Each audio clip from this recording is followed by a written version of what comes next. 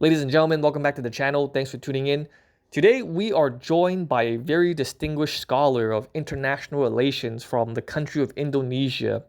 He asked to come on the show because he wants to discuss the uh, geopolitical situation in his country and how it relates to the geopolitical events between China and the United States of America. So, without further ado, let's begin.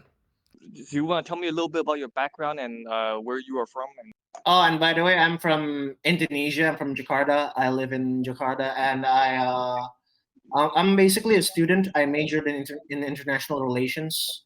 I'm not Chinese Indonesian, but I'm native Indonesian, by the way. I'm Okay, native, so I don't have any Chinese background. But since I'm surrounded by a lot of Chinese friends, I'm kind of influenced by them a lot, and uh-huh. I learned the culture. And just as a lot of people around, I realized that my country is being infected by the cult of democracy, which a lot of people from the pro-China camp have been talking about.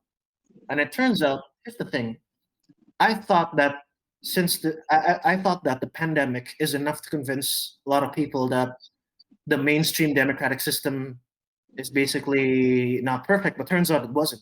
People still continue to worship it, no matter what. So I'm gonna do a little bit historical background here. As Okay. you all know, Indonesia, uh, back at 1965, our founding father, President Sukarno, he was overthrown by a military coup in 1965, and he was replaced by a pro-U.S. general. His name is Suharto. I'm pretty sure you can look up on it. He's pro-U.S. and Okay. he became a dictator similar to Chiang Kai-shek, and yeah, he became a dictator for like 30 years until on 1998. On 1998, he was overthrown by student protests. Basically, he was overthrown by student protests, and eventually, the thing is, um, Suharto, even though Suharto was brutal and oppressive, he did some economic progress as well during his period. But ever since the thing is, the 1998 student protests it became the foundation of the democracy that Indonesia has today. And ever since Indonesia became a democracy, well, when we switched to the democratic system, a lot of our schools and universities decided to teach that, oh, this is the right system for us no matter what. The Suharto era has proven to us all that dictatorship is bad and no other system can work. And basically, yeah, they're buying the Fukuyama vibe, if you know what I mean. Oh, Like the end of history theory, yeah? the end of That history liberal theory. democracy is the ultimate evolution of the human civilization. Oh, you're very Yeah. well educated. You're very well educated. I'm surprised you know this. Oh, not really though, but yeah, thanks. But the very reason why Indonesians are easily deceived by American propaganda and believe their narrative of democracy is because of past trauma. When the U.S. backed Suharto in a coup to overthrow Sukarno in 1965, he became a dictator and oppressed us for 3 decades until 1988. The thing is, when the Cold War ended, the U.S. no longer needed him and eventually stabbed him in the back with pro-democracy protests. And eventually, Indonesia became a Western-style democracy. In other words,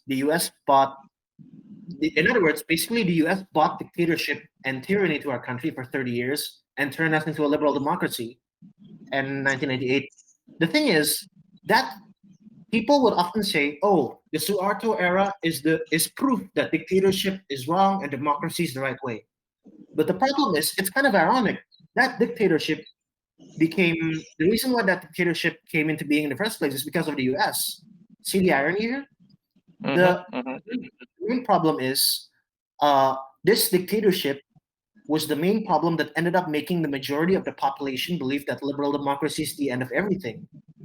And Indonesians are traumatized by the old regime that was backed by the US. See what I'm saying here? Basically, we were traumatized by a dictatorship. We were traumatized by a dictatorship, and that trauma has made us worship a political system that comes from a country who literally backs the dictator who made us traumatized. See the So, irony there? so what kind of political system should Indonesia have then? What? So I'm not familiar personally. I'm not familiar too much with the Indonesian culture or history that much, right? But based on the conditions which exist in Indonesia, with its historic background, with his cultural background, with his religion background. What kind of political system do you think is the most ideal in your personal opinion? Technically, I'm non-ideological, and based on, and I'm also quite pragmatic. So the I think that Indonesia should should basically follow a political system that suits to the country's needs. Like we shouldn't blindly copy pasted the political system from other countries. Like we shouldn't copy. Even though that I'm pro-China, I never advocate that Indonesia should adopt China's political system because it wouldn't work for us, and so does the Americans. But that doesn't mean that we have nothing to learn from them. Now, I often emphasize the reason why China became the country that it is now today is because they're pragmatic. They don't copy paste blindly other political systems. They learn from other countries. They they basically took the things from that country which they think would work in China and leave behind the things that wouldn't work. Like for example, Deng Xiaoping, he visited Singapore and he learned from Lee Kuan Yew, and basically he basically studied so obsessively about Singapore's political system and tried to implement it back at home and experiment with it. And eventually they reviewed it multiple times, and and then they decided, okay, we're gonna implement the things that might work and leave behind that didn't work. And this is not just Singapore, but other countries as well, especially when Deng Xiaoping. So some people misunderstood my words. Like whenever I say that we should be like China, I don't mean that we should follow their political system. What I mean is we should basically follow their mindset. Like their mindset is basically we don't blindly copy others, and we just learn from others and see if the things that they do. But when you debate with your professor, when you argue with your classmate, right? Don't say that you're against democracy. Like don't say you're against democracy. Say that you want to pursue a Indonesian style democracy or Indonesian style political system, right? So Yeah, say that yeah. Actually, say that, that that happened. say Yeah, that I want to pursue democracy too, but I want to have an Indonesian style democracy. I want to have an Indonesian representative government. Just like how in China, even in People's Republic of China these days, they say we have a Chinese style democracy, right? So don't when you talk to like Westerner, when you talk to your professor, or your friends, don't say that. Oh, I'm against democracy, right? It's aesthetic. Right? I yeah, understand what you mean. Right? Do you understand what I'm trying to say? yeah, yeah. I understand what you're trying to say. Do you agree? Yeah, I agree. I Mm-hmm. mean, sometimes I keep this in mind. By the way, so about the Chinese style democracy, I remember that I watched one of your videos about Sun Yat Sen. Now, here's the thing: Sukarno is basically our version of Sun Yat Sen, and turns out we have our own version of San Min Chui, and it's called Pancasila. But the difference is, it's 5 principles, not 3, Okay. and basically, it's a bit similar to Sun Yat Sen. And from what I pay attention to Indonesia, the situation is a bit similar to China, because like when Sun Yat Sen says that he wanted democracy, a lot of people misinterpreted him. They think that Sun Yat Sen wanted liberal democracy for China, and that's the same thing that happened with Sukarno. Sukarno Sukarno said that he wanted um, democracy, but the problem is it was misinterpreted because like ever since the 1998 Reformation period, the mainstream definition of democracy, which the Western media loves to go around proposing around, became like a permanent definition of democracy for most Indonesians. That's why like this is the reason why that whenever Chinese people say that they have their own version of democracy, people in Indonesia might have a very trouble they have a hard time trying to understand what Chinese people are trying to say. Like, how could you say that you're a democracy because you can't vote? Because like when people hear the word democracy, the thing that came to their mind is basically Western democracy. But that's the thing. That's the thing what I want to say. Like, Sukarno, after I do research, it turns out that the Chinese political system is basically the same political system that Sukarno envisioned for Indonesia in the first place. A collective democracy, like for example, the Communist Party of China, they built a coalition with different political parties, right? I think you mentioned that in your videos too, and that's exactly what Sukarno did during his term. And we actually had elections too back at that time, even though, and and in Indonesia, we have this thing called demokrasi gotong royong. It's an Indonesian word for collective democracy. So um, in Sukarno's words, we are not a democracy where we fight for the sake of our own interests. We are a democracy where everybody works for the sake of the common good. And after I do a research, a lot of people started to draw analogies. I think that what China is today is what Indonesia should have been if Sukarno was never overthrown. And this is why a So lot of people, what yeah, does that collective democracy look like in Indonesia? Is it like a legislator and then there are different interest group represented, or are people elected in from the masses? What is the collaborative democracy like in Indonesia that you mentioned? based on what I researched, basically, it's kind of a collective democracy where like it's not a direct democracy in a Western sense, but it's basically a collective democracy where like everyone's voices are included. It's a bit similar to China's whole process democracy, but there are some differences in it. Like they have direct. The only difference is that they have direct legislative elections, which something that China didn't have on a national level, but they do have on a regional level, basically. Well, let me explain what I'm asking. So, in China, they have at every level of government, from the lowest level government to the regional to the national level, they have the People's Political Consultative Conference, right? So they have an election where they elect people from special interest group, like for example, the military, education, law, healthcare, and they can have a voice in this consultative conference, and they can forward their suggestions to the Communist Party or to the National People's Congress or whatever. Is Indonesia's collaborative democracy envisioned during the time of Suharto similar to that, or is it or the delegates elected from the? In the time of Sukarno, it was envisioned like that, but it got sort of destroyed by Suharto eventually after he was overthrown. And so basically, if you translate it into English, it's called guided democracy. And basically, the ideology of guided democracy is that basically he claimed to have based the system based on traditional village system of discussion and consensus, which occurred under the guidance of village elders. On the national level, however, this meant like centralized rule under the government, and he proposed a threefold blend of nationalism, religion, and communism, or NASACOM. It's one of like Sukarno's ideology, and Sukarno also have this thing called Marhainism. Marhainism is basically it's basically his version of socialism, like Xi Jinping thought. So this is like Sukarno thought. If I oversimplify it, so yeah. Uh-huh. So basically, we have our own socialist core values, similar to China. So that's the easiest way for me to explain it, basically. I see. Okay. So ideally, you're saying that you want to return to something like that, some political system similar to that, right? But right now, it I seems like there are a lot of NGO groups from the United States operating in Indonesia. It seems like Indonesia is under the how do you say? It's under the hegemony of these NGO groups and this liberal order that exists. So I don't think it's going to be easy to.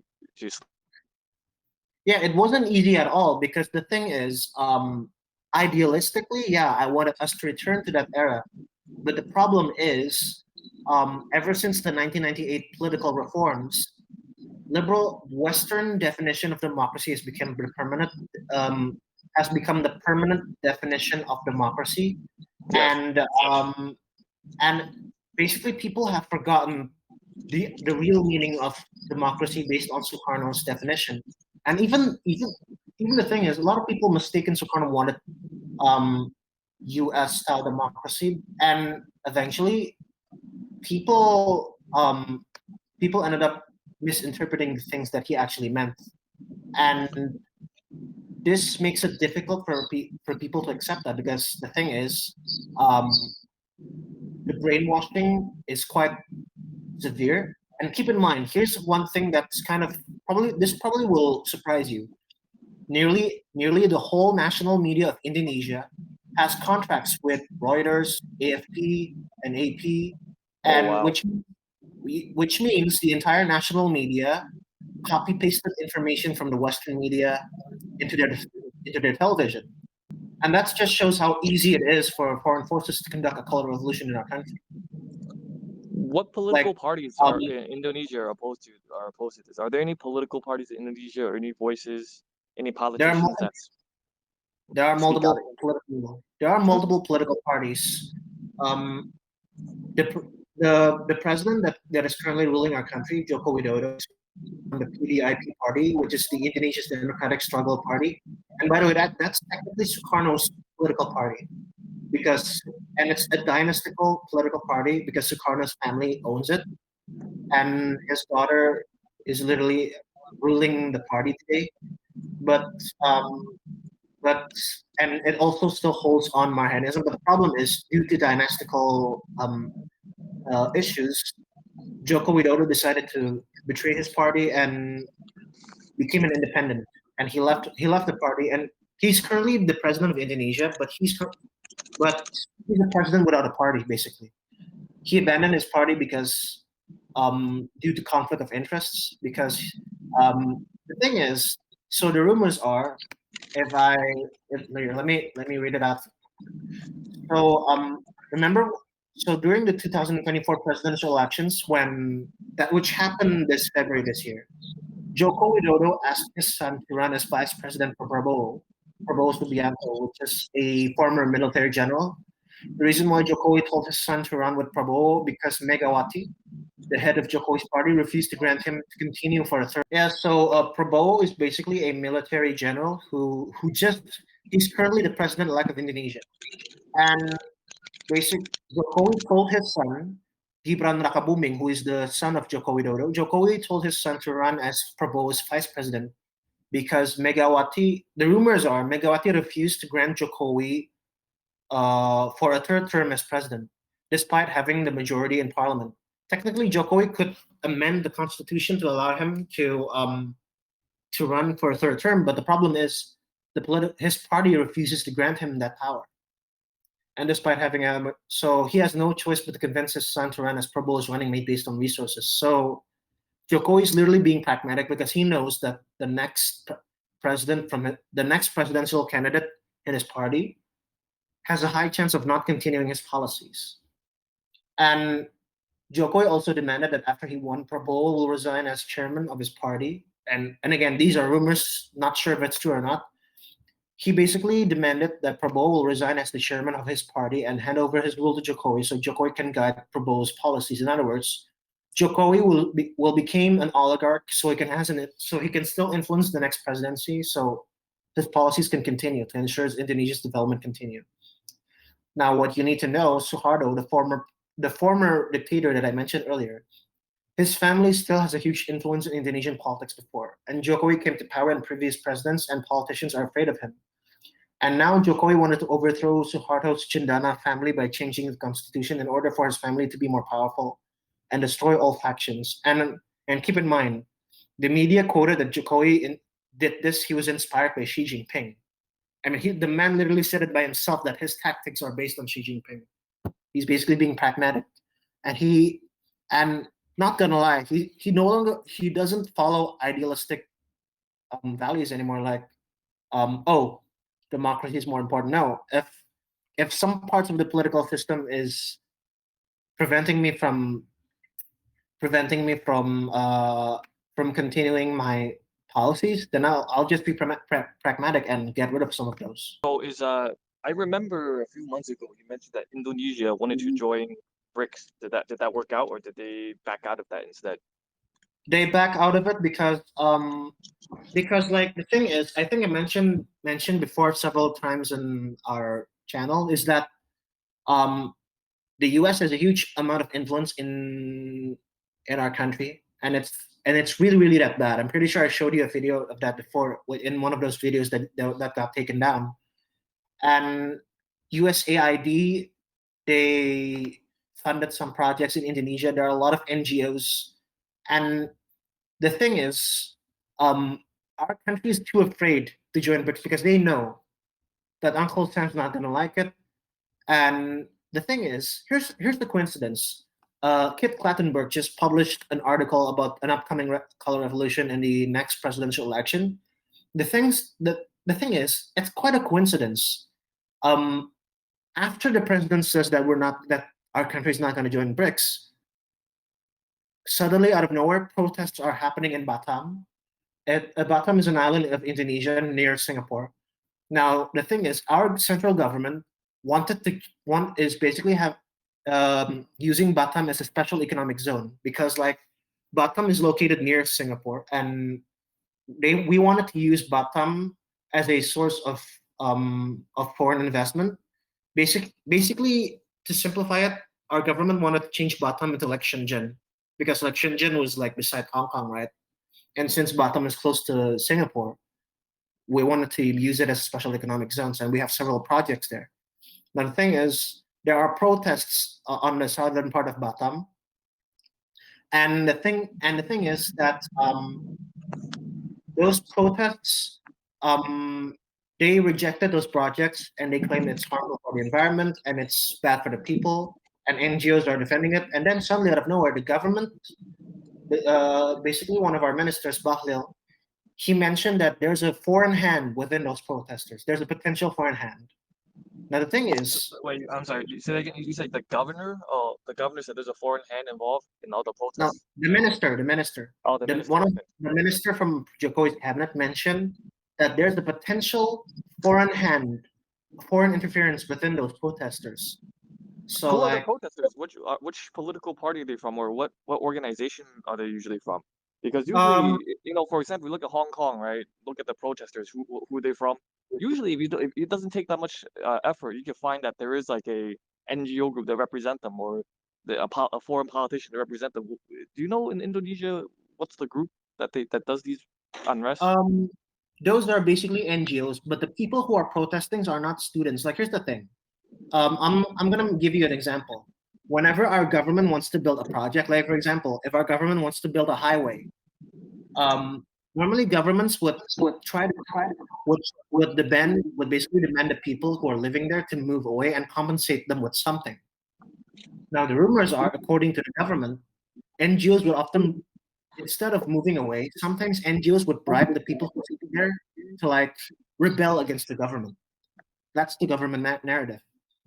The government basically claimed, a lot of people who are pro-government suspects that whenever our government wants to build a project, we try to compensate the people who are staying there and give them new homes.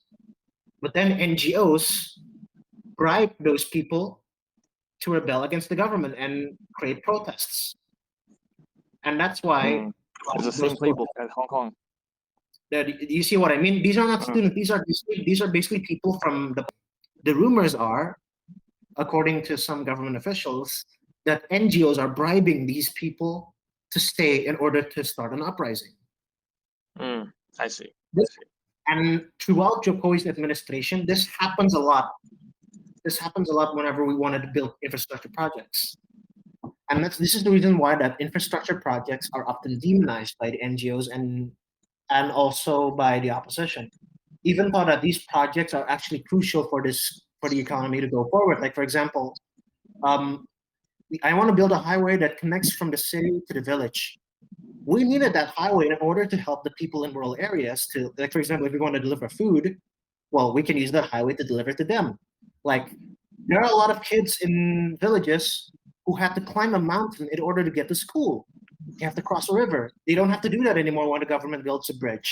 But the problem is, again, NGOs will argue, oh, these projects are harmful for the environment, it's suppressing the people. Oh, the government is kicking people out of rice fields in order to build highways. This is human rights violation. You see It's what it's I'm? interesting. It's interesting. It's the exact same playbook. It is the exact same tactic that they did to China like 10, 20 years ago. Do you remember how 10, 20 years ago China was building all the railroads, all the high-speed railroads, all the roads and everything? And the Western media will Yeah. come and say that, oh no, they're kicking out people out of their homes. They're destroying the environment. Oh, China built a railroad to Tibet. Like 2008, China built a railroad to Tibet. And it was the first time that Tibet was opened up to the outside world, easy transportation. People in the mountains finally have access to vegetables and produce, easy access to better nutrition. And they're saying that, oh, it's for oppression. It's to transport oppression. It's to transport soldiers. It's ridiculous. It's really Yeah, that's exactly. the NGOs. They don't really have the people's best interest at heart. It's just a deception. It's like a deception. But Yeah, it's a is I understand you. I understand you. yeah, and the way that they create this the deception was actually quite smart because like they create a deception that which they basically manipulate their deception in a way in order to gain sympathy from people through their media. Mm. And this is the reason why a lot of people fall for their propaganda. And like a lot of people eventually wanted to become political activists. And the sad thing is we can't ban NGOs. Like, how do we ban NGOs if our national media can turn the people against our government? And yeah, national media can turn the people against our government. I have a lot of professors who would often say, I don't care. I don't care about the money. I would rather live in a democracy rather than a dictatorship. There are even some who would often say, I would rather be a poor beggar in the streets of Iraq or Indonesia or America rather than being a billionaire in China because a poor beggar in a democracy has more rights than a billionaire. Like, No, they don't. like, oh, if someone who is homeless in America, he can say, fuck the government. He's not going to disappear if he says fuck the government. I mean, like, what does the right to, I mean, the right to insult your leaders, like what does that give you? It doesn't change your life, man. No, I mean, these are the things that pro-democracy people understand. Now that's why, like most people, whenever they say pro-democracy, they often say democracy based on theory, not based on what practice. Now the thing is, and this is the reason why it's a bit difficult for Jokowi. Like, let me make you a short analogy. In a democracy, yes, a good leader can get elected, but the problem is it's a bit difficult. If a good leader gets elected, it's a bit difficult for him to get things done because opposition, interest groups would spread misinformation and would manipulate the public to overthrow you, regardless of what you do is good. They will eventually hate you no matter what. And now this is the reason why. And when I find out that this is happening in Indonesia, this is the reason why that Lee Kuan Yew criticized liberal democracy a lot because like liberal democracy does not prioritize harmony that much. And that's exactly why that NGOs are a bit difficult to ban. Now, I don't want my children to live in a world where the Western hegemony lasts forever. That's not the type of world that I want to live in. That's basically nothing lasts forever. Throughout history, nothing lasts forever. So, and there's a common belief in the Indonesian society that America doesn't want us to develop because they want us to remain poor because if we became powerful, it would be their greatest nightmare because we have all natural resources. We have a lot of natural resources in our country, man. We have gold, copper, a lot of things, and they became rich through colonialism. And absolutely not. Even in China, America doesn't want China did not want China to develop. In the 80s, they opened China because they needed an opposition to the Soviet Union, and they intended to open China to prop up China enough so that it can be a sweatshop to make Nike shoes forever for them.